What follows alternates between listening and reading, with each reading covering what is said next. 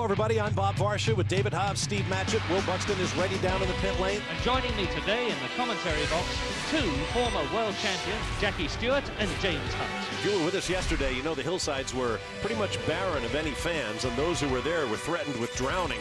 But today, the hillsides are absolutely packed, and there's a good reason for that. In a great development for the fans, the Spa circuit rolled back ticket prices for this year's Grand Prix, and the fans appear to have responded. This legendary circuit is about to host another terrific race. Let's have a closer look at the track now with our Acura analysis of David Hobbs. Well, legendary certainly is the word, Bob. There's no doubt about it. It's one of those circuits a driver really can get his teeth into.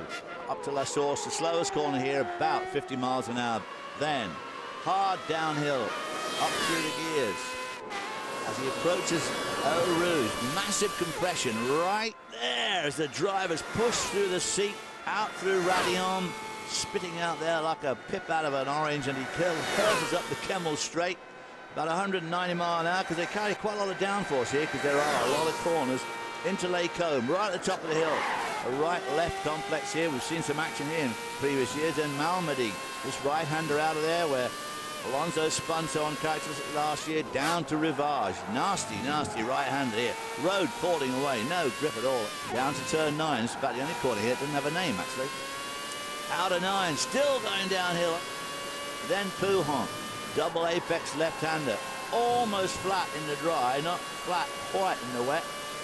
Still going downhill, down to Fagnes, this right-left complex. This is also pretty technical and important to maintain good lap speed through here. Still going downhill to Stavelot.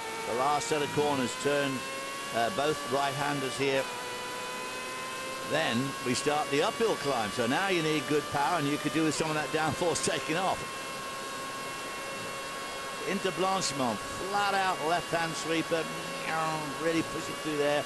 Then up to the final complex here, outbraking going, a lot of outbraking going to this right and left-hander. I'm sure we'll see some really serious wheel-to-wheel racing completes another lap of this just under 4.4 mile circuit. And like all of his colleagues, is at 100% throttle for 80% of the lap. This place is just fast.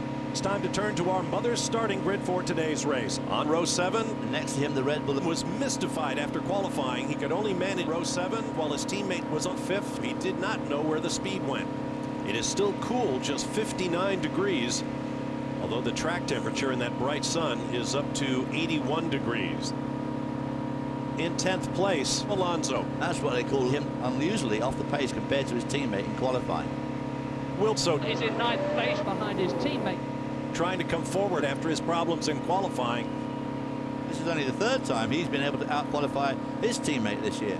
It is a new day, and we can pretty much forget what happened yesterday in the rain-drenched free practice sessions 1 and 2. You wouldn't believe, looking at these pictures now, that it is the same Spa that we saw yesterday. And all the teams are, of course, on the back foot. Just 1 hour of practice this morning getting ready. Now, let's talk about the themes of the race we expect to unfold with our Pirelli storyline. Steve, get us started. Well, for me, you may have seen this before. Oh, man, cometh. I've been plugging this story all year long. Sooner or later. But I have to think that this race could well come to him. He has got a little bit extra wing, so look for him to be fast in the middle sector. as usual, in pole position. This is a long time for these cars to be sitting here. Here come the lights. Turn up the volume.